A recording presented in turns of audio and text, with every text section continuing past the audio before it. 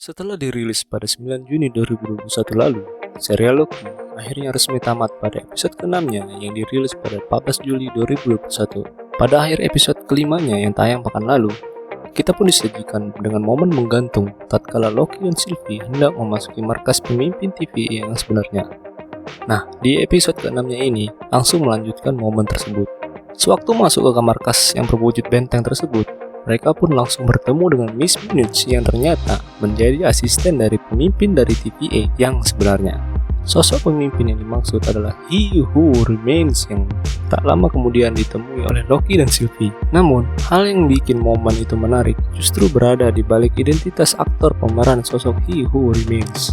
Di sisi lain, Mobius yang sedang berada di markas TVA pun bertemu lagi dengan Ravonna Renslayer dan mencoba untuk berdiskusi dengannya untuk menentukan nasib organisasi tersebut.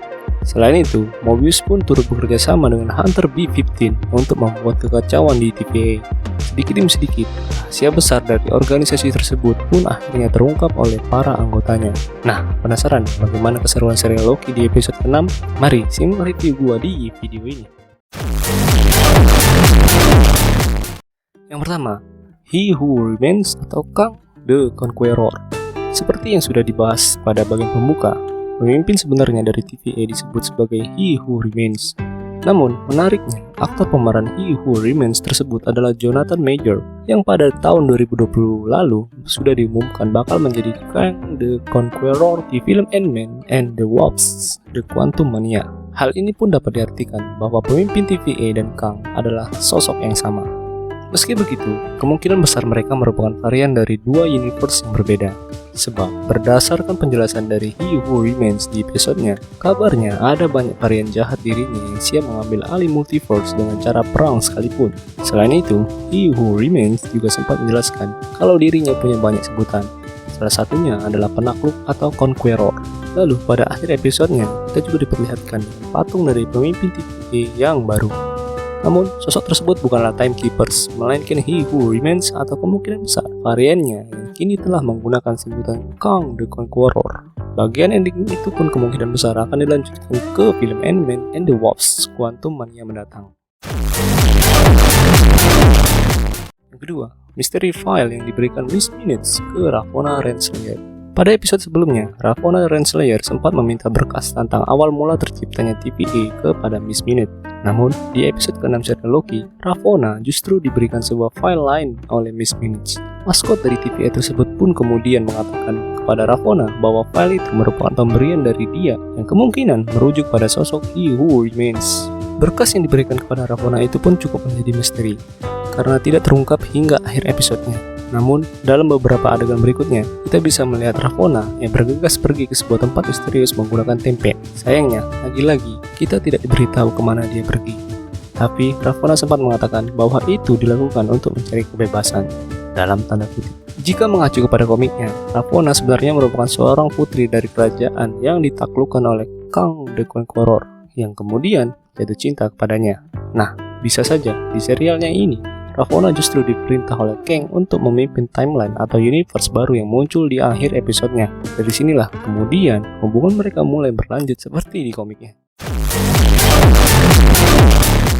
Yang ketiga, TVA yang kacau balau. Mobius tampaknya sukses membuat TVA kacau balau seperti yang diinginkan olehnya pada episode sebelumnya. Sebab di serial Loki episode 6 ini, organisasi tersebut benar-benar sudah tidak terkendali lagi.